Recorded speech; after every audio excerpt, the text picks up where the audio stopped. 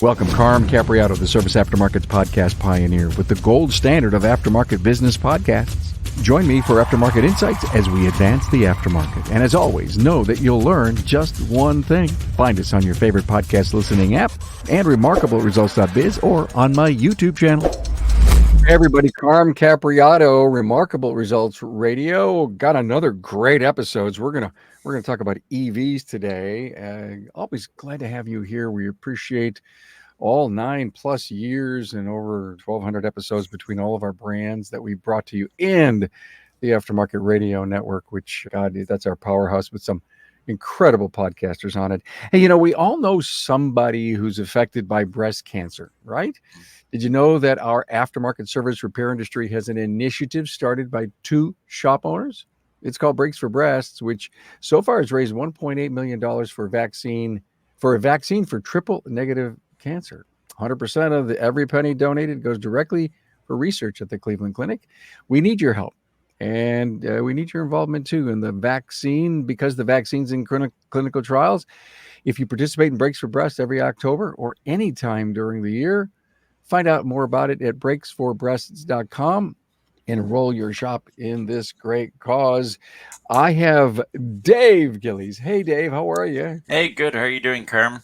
Great. We did a show, a few years ago. I'm embarrassed to say it was way back in 2021.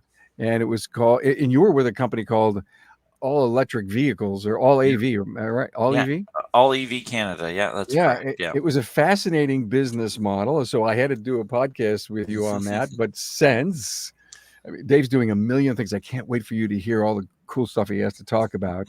But the company was sold, and it's a Canadian or North American dealership company?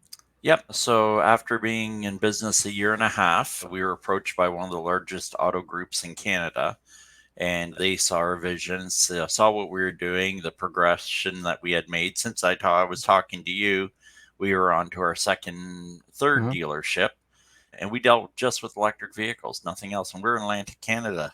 And it was a time where there's a lot of transition happening. A lot of things were moving very quickly. We saw that there was a bigger growth to happen that we could not sustain. We were approached by this auto group, and they acquired us. And from there, they incorporated our business model into their network, which they own over 84 dealerships. 84 dealerships. Well, anyway, so at that moment in time, you being such an expert on EVs, you became people wanted pieces of you, it seems to me, based on all the things that I found out that you're doing today. Curriculum roles, advisory roles, certification roles, you're with Console Labs. It's almost like your career or your workload exploded.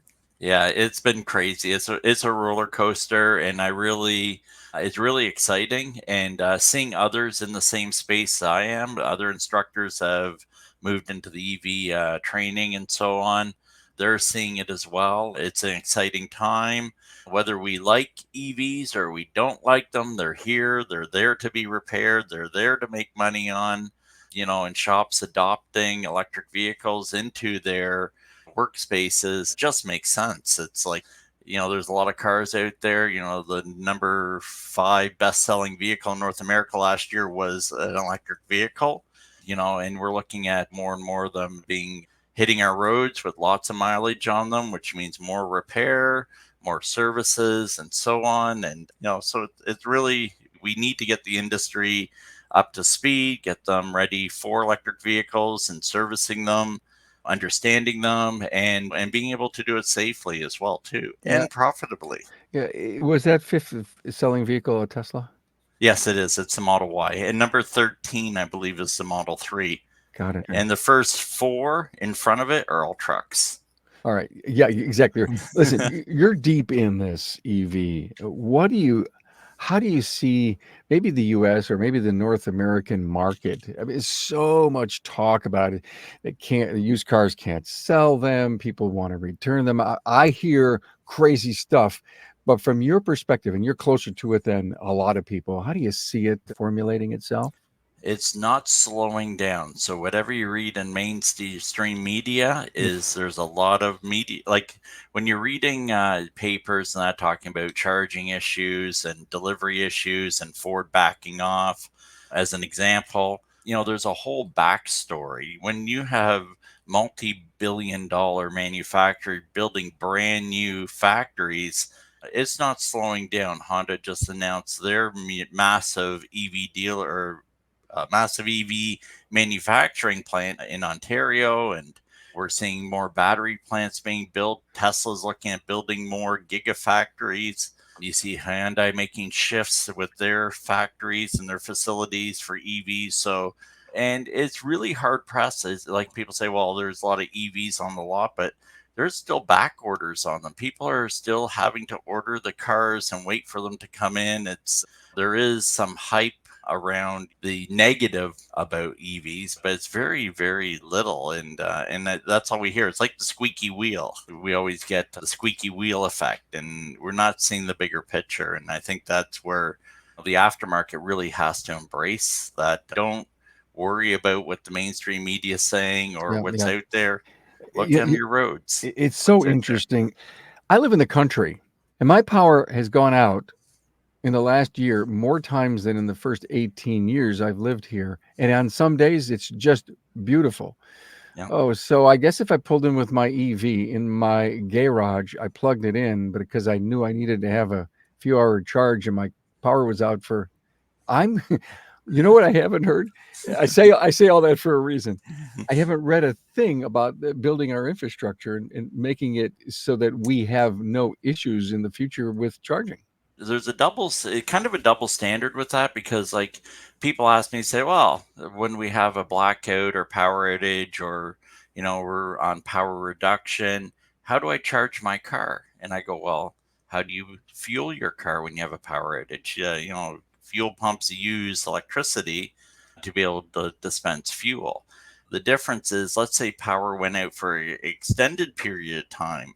Technically, I could buy a solar panels from Walmart, get an inverter, a bunch of batteries, and I could start charging my car. But for a combustion vehicle, I would need an oil refinery to do that. So there is always the toss up. And one thing I like to say is that people think that electric vehicles have to be charged every night or every day. And it depends on the range of the vehicle, but most vehicles today are getting around 300 miles, well over 400 kilometers on a single charge. And most people don't drive that weekly. Yeah. So if you're driving 20, 30 kilometers a day, you're only going to charge once a week anyways. And so it's not as big as a concern as we had with where we have the short range vehicles of the past, where you only get like maybe 120 kilometers or maybe 100 miles on them, some of them depending on the size of the battery in the vehicle. But today's modern electric vehicles are getting significant range now. Charging isn't as big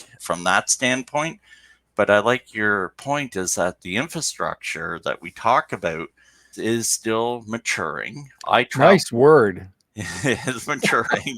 I traveled from Halifax to Quebec City, which is 1,100 kilometers each way. Takes 11 hours to do it. And I use my vehicle. I use a charging network. I only have to stop 3 times to charge. It's not crazy. It's like in other areas, it's not there. And so doing long distance travel in an electric vehicle, you have to have some planning done. You have to make sure you understand the infrastructure and where you're stopping, where you're staying, and costs. Like right now, I'm seeing costs of some of these chargers going to 68 cents a kilowatt hour. So, which is significant. When I charge at home, it's in my place, it's only like 13 cents a kilowatt hour. So, Mm. a significant difference in cost. So, A couple of things. First of all, Dave is here because he is like a quintessential encyclopedia on EVs. And so while you're listening, you pull anything you want from this very smart man on allowing you to shape the decisions you make as a shop owner, as a technology specialist as a tech, to get the training, to buy the tools, get the equipment, because EVs are coming. There's no doubt. We can argue as much as they want, but they're here, and we can kick and scream all the way to the doctor's office. The doctor is going to tell you, listen, you've got to get out every so many kilometers or miles and stretch a little bit.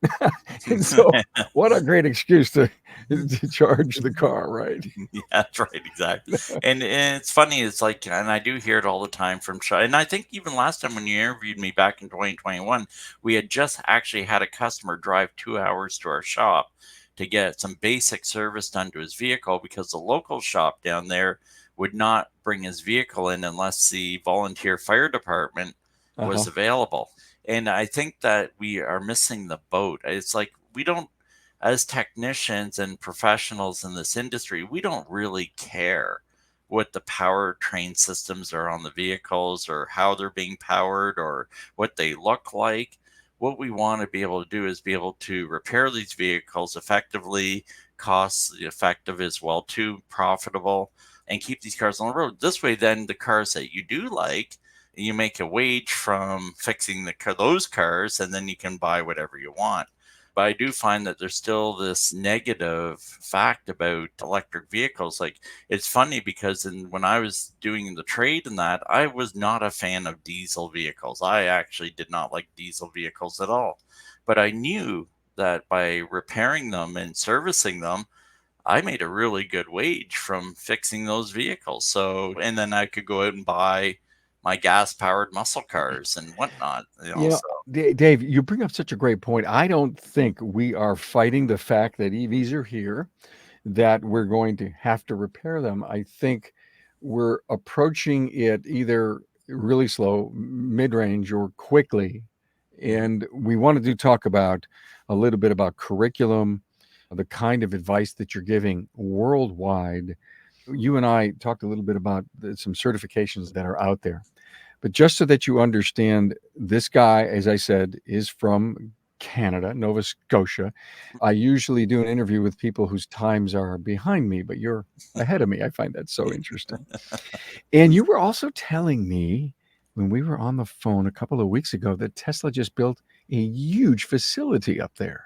Yep, they just built a 60,000 square foot service center. Ironically, back in 2021, when we first opened, Tesla actually visited our facility and said we would never, Tesla actually said they would never open a service center in Atlantic Canada because it just didn't make sense. Until about 8 months ago, it is the second largest service center in Canada. Other than BC, they're opening or building a new 120,000 square foot facility. So time's moving very quickly and things change, and you never say never. Yeah, That's for sure. yeah, and the reason we bring that up and the reason that we're telling our audience is you got to pay attention to this stuff. Hmm. it Yeah. it makes sense somewhere along the business decisions that you make, and that is Tesla's doing everything they can to stay number one and relevant. In spite of, yeah, I see a lot of negative press about Tesla. I've never driven a Tesla. I think I've sat in one once. If I bought an EV, I'd want to buy a Tesla. Although, why would I want to go the expense right now? But really important. Let's talk about your curriculum role and all the things that you're doing to help guide people. And I do think that you've worked with NAPA on their EV Ready program. Yeah, so some of the stuff I do with different groups is I help do consulting, help them different areas with. Right now, we're working on some articles with NAPA and progressing on through, especially with ContiLab developing curriculum for schools. So, because ContiLab does a lot of curriculum development, product development, training aids for anything right from high schools all the way through vocational into even universities in some case on EV or on motive power transportation products, diesel, gas, propane, hydrogen, everything, electric. One of the exciting things is where we can provide the curriculum to help instructors learn the technology, which then can be taught to the next generation technicians.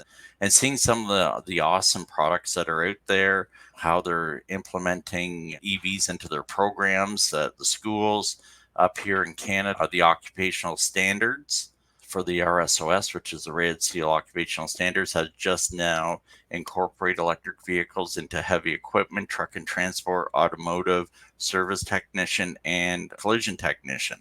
So this is part of now the new occupational standards in Canada that's taught in apprenticeship.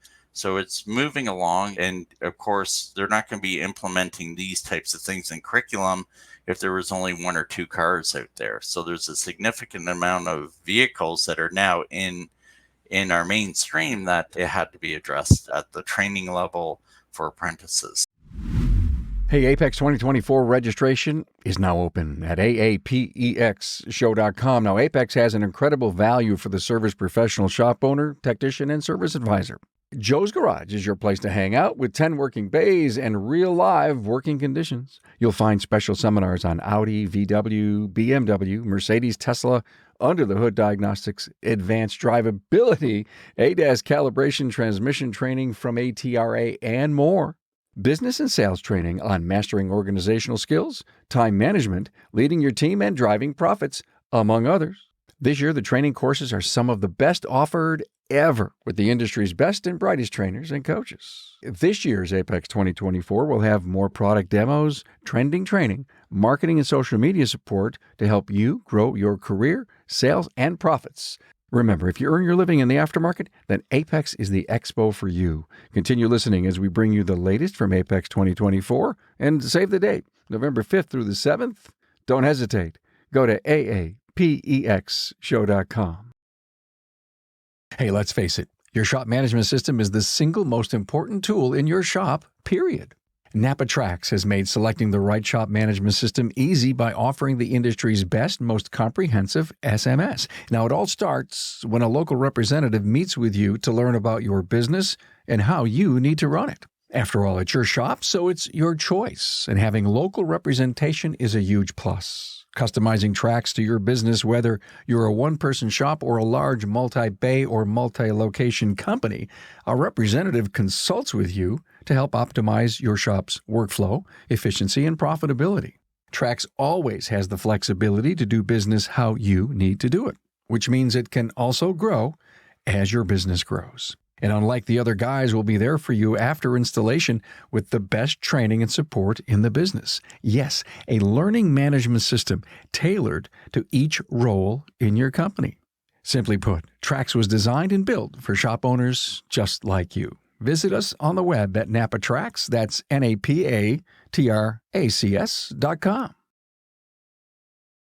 Hey, ever wonder how your labor rate compares to your market and state? You now have a site where you can confidentially upload your rate and see other labor rates published in your market. LaborRateTracker.com is an important site to know about. Currently, the database has over 1,000 shops participating and growing every day. But there's more to setting your rates than finding out what others charge. You should look at the labor rates in your state and town to gain a complete picture of the labor rate landscape. Hey, it's easy. Get market intelligence like never before at LaborRateTracker.com. This whole thing reminds me of talking to people when 1234YF refrigerant came out. Yeah. And people sat on buying the machine a little bit. And then people finally said, you know what, if I don't do it, I'm going to lose this opportunity. And I remember one shop owner telling me, yeah, I got it. And we maybe did 30 or 40 in the first year. And then we did 100. And then we started doing it for other shops and we're doing 250. The point of it is they were first with it. Mm-hmm. They knew that maybe they were a little ahead of the curve, but they invested in the equipment. In the EV's case, invest in the tooling and the equipment and the training so that you can be first in market to do this. And tell your buddies, just like when people are buying calibration equipment for ADAS, okay, hey, I don't have to spend that kind of money, but I'll send it down to Tommy. Yeah.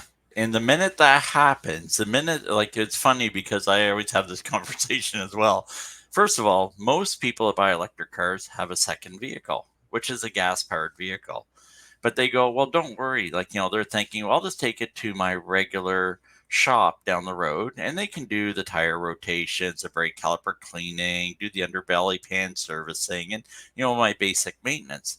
If they walked into that shop and they said, hey, Mr. Jones, great to see you. You see you have a new vehicle there. He goes, yeah, it's an electric vehicle. I need the tires rotated. They go, oh, we don't work on electric vehicles. We don't want anything to do with them. We just don't believe in them. We don't think that we don't have the training maybe on them, but it's just a tire rotation and then next thing you know it, he has to go to another shop. But guess what?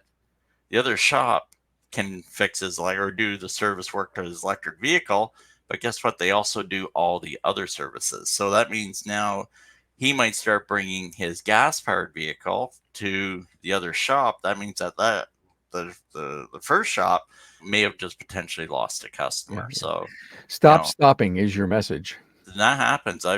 We've seen that, and like the guy that drove 2 hours from down, in Lunenburg, and he was a regular customer of us, and he was bringing his other vehicles up when he came into the city. So, there is that transition happening. It's like alignments and so on. It's like you buy an alignment machine, you'll never make your money back on an alignment machine just doing alignments.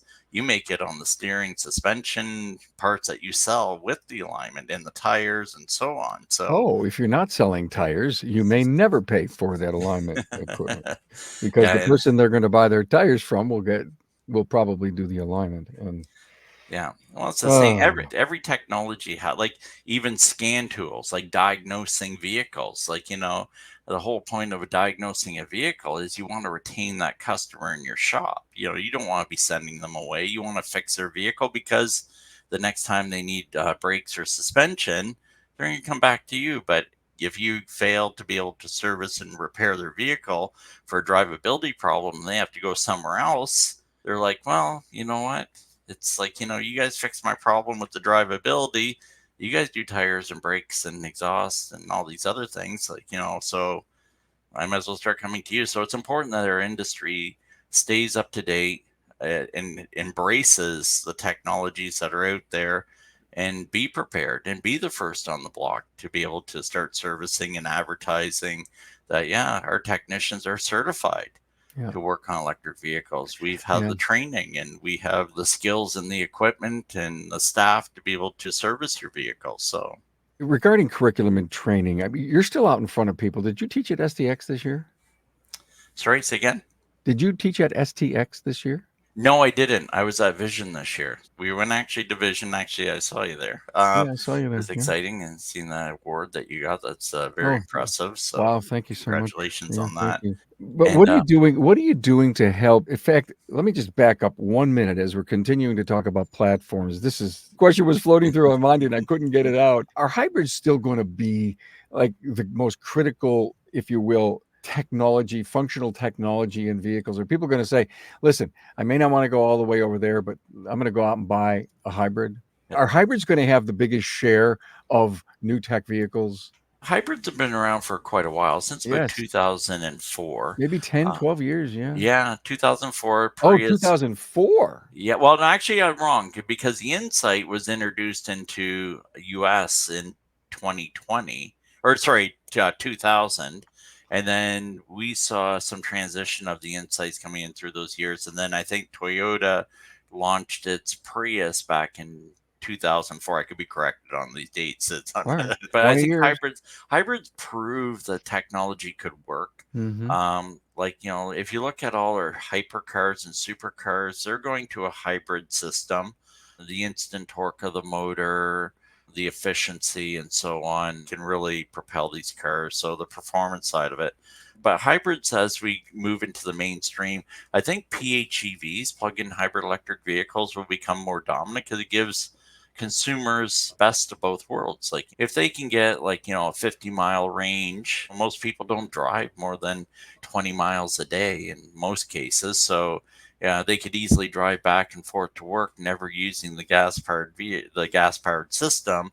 But then when they want to do that extra trip or they want to go that further distance, then they could have a combination of the hybrid system to assist at maximizing fuel, maximizing efficiency, but also not having to worry about charging stations and so on long trips. So I could see that the cost wise, the difference that comes in with PHEV over a full electric or a full gas powered vehicle is the cost. Because you're taking the electric vehicle technology and the gas powered technology and you're combining them together. And so there is still that maintenance side of it, which is good for our industry. So we don't knock, not the less maintenance. You'll always, whenever I'm talking to groups, especially with technicians, I don't talk about the lack of maintenance that EVs have. I talk about the different type of maintenance EVs have and some of the hidden maintenance that EVs have that technicians need to be aware of as well. So, but yeah, so I think that we're going to see a combination of full electric and PHEV vehicles will become more dominant in that area of alternative fuels for our vehicles. So, how does a guy from Nova Scotia be a worldwide advisor? I mean, uh, and I'm proud of you. This is wonderful. Listen, Dave and I got on a phone call a couple of weeks ago to prepare for this episode, and he's telling me you're dropping these names like Saudi Arabia, and I'm thinking, man, this guy made it. yeah, I've been approached by different organizations. Working with EVs has really helped understand them better, understand technicians and their roles with electric vehicles. I worked in the education system for 12 years before starting All EV Canada. So I have that background on with apprenticeship and customized training and so on. And it's exciting when I was actually able to go, and as you mentioned, Carm, I was actually able to go to Saudi Arabia, and I was actually working with large manufacturers in Saudi. No secret is Lucid and Sear. Sear just announced theirs with the new NAVA school, which is the North American Vehicle Academy, or sorry, not North American, National Automotive Vehicle Academy. And I work directly with the OEMs in developing competencies within the roles of the production and manufacturing plants with electric vehicles. This goes right from paint shops, the press rooms to assembly and batteries and so on. So it's really exciting to see how they think and how they adopt and what they do. I'm not part of the design or the engineering. I was more on the lines type thing, helping with the development of a program for them. And then it was really cool. The best thing about that whole trip was talking to the OEMs. It's amazing how OEMs disconnect a little bit from what they call end of line. And that means when the vehicle hits the final phase of its production or manufacturing, then it goes out to dealerships and then it's sold. And with my background, it was really interesting dealing with both the OEMs. I introduced into end of line service, meaning that talking with the people that are going to service these vehicles and the training that they're going to need. And both OEM manufacturers agreed that something that they had to look at it within the OEM level, and they implemented the end of line technician part of their program. So, which is pretty neat that the OEMs have taken that on in Saudi Arabia, where they weren't looking at it at first. In North America, I had to tell them, in North America, the OEMs do work with their dealerships and so on to provide that training and so on. So it's a whole new breed. But the other thing with Saudi Arabia is you're talking one of the largest, richest oil countries in the world. Yeah. And they're fully involved with electrification. They built two massive facilities. They bought Lucid. So the Saudi Arabia government owns Lucid as well as Sear.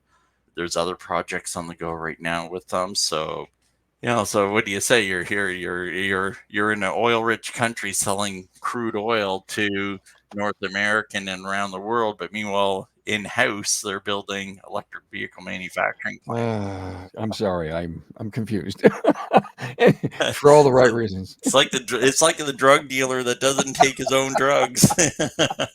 So it's a really exciting to see that. And then, of course, through North America. But my passion really is the education side, knowing that getting a broader market of training out there rather than doing small training events is like getting to the schools, training instructors, training trainers, having products that can help deliver that technology to industry and help them understand to be able to service and maintain these vehicles. And that's a bigger picture, because as technicians are going through their schools, the programs themselves have to involve modernization, what the vehicles have. Electric vehicles are not new technology, but the thing is, on our roads today, they're new.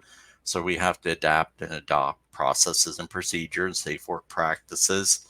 and understanding the use of equipment and tools and PPE and all this stuff that go along with electric vehicles. So, Okay, National Automotive Vehicle Academy, NAVA. Give me a little bit more on that. yeah, so that was an interesting part of the program, and that's what we were there to develop the curriculum for. The NAVA You were was where? In Saudi Arabia doing this? yeah, it was in Saudi Arabia. Yeah, Okay. it's the whole pretense was to be able to have one school that could teach automotive service technicians, assembly line workers, and engineers all under one roof. So And this isn't anything here in the U.S. This is over there, this over there, yeah, NAVA.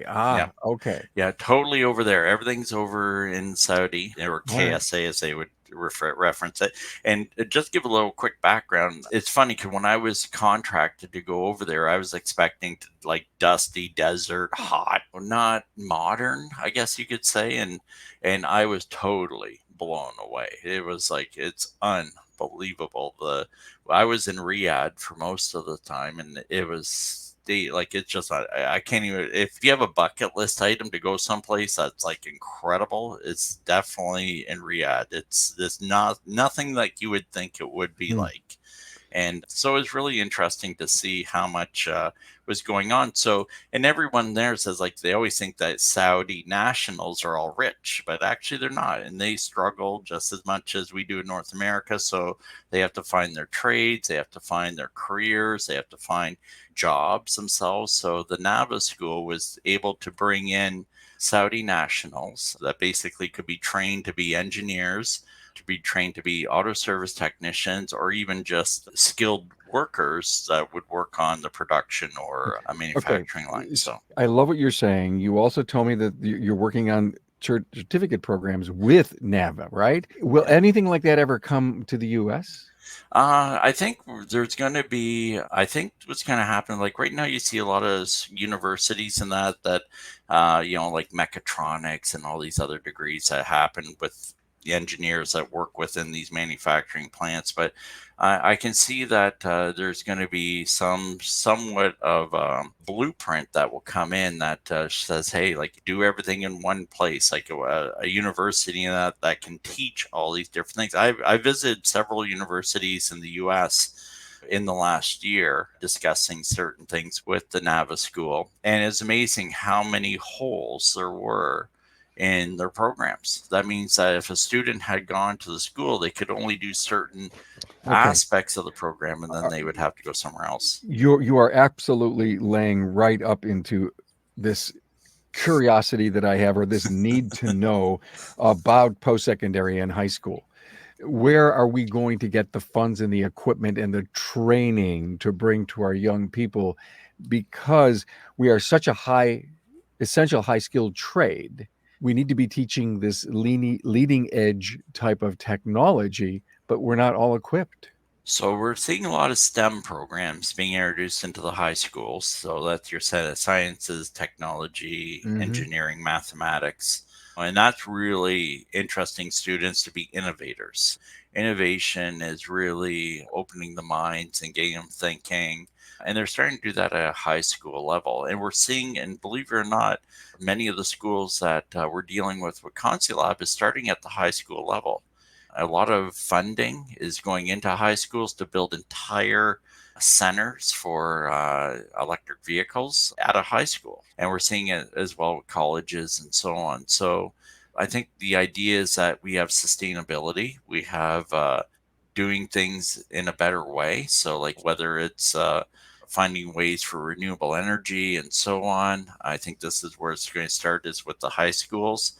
A lot of these high school students are brilliant, and they want to learn more. They want to do more. They grow up already advanced into a world of technology, and to hold them back until they get to college or university to experience that is a little unfair to them. So now I see more and more of it going into the high schools and becoming very technical in that sense that we haven't seen, ever in these schools. So, which is really exciting, like where they're getting robotics programs and engineering programs. Not that it has, but they're preparing the students for Mm-hmm. that. So, and we've had that in the past, a little bit of it, but now we're seeing more and more. And I think government is investing more and more because they know our skilled workforce needs to have that advancements. They need to have brilliant people in order to sustain our economy and continue on to innovate a new technology. So it's super exciting to see what's even happening at the lower levels Mm-hmm. of our education system. So, All right. If you ever want to get a hold of Dave Giles, Giles, Power DB is his company. LinkedIn is a great place to learn all about him. He works with EV-Specialist.Group.com. And I would love to ask you a political question. Where does China's role in this whole EV thing come in, according to Dave? We're I talking lithium, we're talking batteries. I mean, we hear so much stuff. it's funny because China has a lot of innovation, very smart people. They have technologies, and honestly, I don't really pay a lot of attention. So I don't know if All right. I don't pay a lot of attention what happens in China. It's something I can't control anyway. So, but I I figure you, know, yeah, you're here. You're a bystander hearing all this stuff. You're in deeper than anybody that I know. And you're realizing that we need infrastructure, we need equipment, we need batteries, we need all of these. It's being bounced around like a political hot potato. That's all. I'm just curious your yeah, thoughts. it's And if you it's don't want to answer, I understand. it's totally it's something that we like. Of course, the economy and that could be affected with tariffs and stuff like that if they're not done properly on imported products. But at the same time, as professionals working on cars and dealing with vehicles and so on, I think that our focus is we already have agendas that we need to fulfill with being able to service these, because when the EVs come in from other countries, as well as we go over to other countries as well, you know what? There's still the mechanical, electrical, electronic systems that we see here. It's nothing, they still need to be fixed, they still need to be repaired. People want to maintain them. So if we do see, an off brand vehicle come from China, Korea, which we already do see with some of these vehicles, it shouldn't really affect us in a way because we know how to service and repair them. So, Any final words to anyone who's listening and says, wow, this was really cool, learned a lot of neat things, but I'm still not convinced. I got to wait another little while before I put my EV shingle up or I decide to go to an EV class.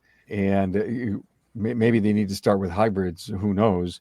But to not be in the EV business, I keep hearing from you, is a huge mistake. yeah, you are putting a nail into your own coffin, in my opinion. It's like it's the technology's there, whether you like it. You can say, well, our city only has 5 EVs there in the whole city. Yeah, but it's also a message when you start servicing electric vehicles. People see them as advanced vehicles. They see them as these computers on wheels, and they just think they're really amazing. And if they see the local shop, it's been there for 50 years and they have, I'm just going to use an example, but a Tesla on the hoist or a Polestar or something like that. They're just doing basic service to it. They're changing over tires or doing alignment to the vehicle or whatever.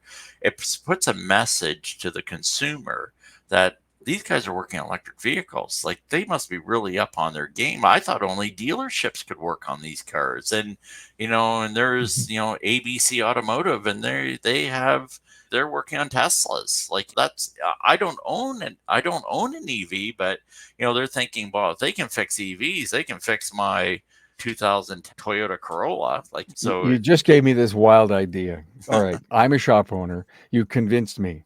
I'm going to go out and buy a used Tesla. I'm going to go to one of those vinyl sign shops. I'm going to get this thing wrapped, and it's going to say, Dave's Automotive, we fix this rolling computer. marketing. And know what, the one thing I can say is the final words: if your shop wants to send a message out to the consumer that you're EV ready and you're willing to work on EVs, stick a couple level 2 chargers on the side of your building. You Sure. can pass key lock them so nobody can use them unless they go to the front counter and ask for the passkey. Is not a huge investment, but I'll tell you, the community EV owners that lives on social media, because that's how they bought their cars in most cases, they researched them. And you know what? And they're on social media and they say, hey, you know what? George's garage down the road there, they just installed 2 EV chargers, and it's amazing how fast that message gets around. And then somebody may say, well, they're only for use of the shop. And they like, oh, well, at least I know that they're doing EVs. Like, that's great. If I have a problem with my car, I don't have to drive 100 kilometers or 60 miles to get to the dealership. Yeah. I can go visit those guys and see if they can help me out if it's not under warranty. So the shops are putting them in. You're right. And I think it's smart to get on some kind of map quest thing or Google Maps. I don't know how you can get your charging station to be up, but we've done an episode. It was Judy Zimmerman put one in, and I really asked her the question, was the geo perfect? She says, yeah, there's hotels all around us. So what's interesting is to pull into a hotel and have not only a service center, but an EV charging station over near you. a lot of hotels nowadays, they advertise charging stations available for their guests. Sure. And I'm one of those. I look for a hotel if they don't have a charging station. I drive an EV. I won't stay there unless it's absolutely necessary. But essentially, I'll go to a hotel that has a charging station. Yeah. And so, okay. Have you driven a Plaid? Oh yes, I have. Insane.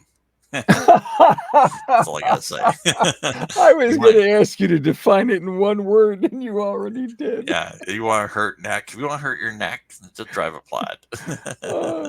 What a great! It's a great ending to a great episode. We learned so much here, and our objective was to pass enough information. Just sort this out in your own mind, and be sure that you don't make a mistake and stay out of the EV repair business. Hey, no. Dave Giles, thank you so much for being on, man. Oh, thank you very much, Carmen. Have a great day. You too, man. Thank you.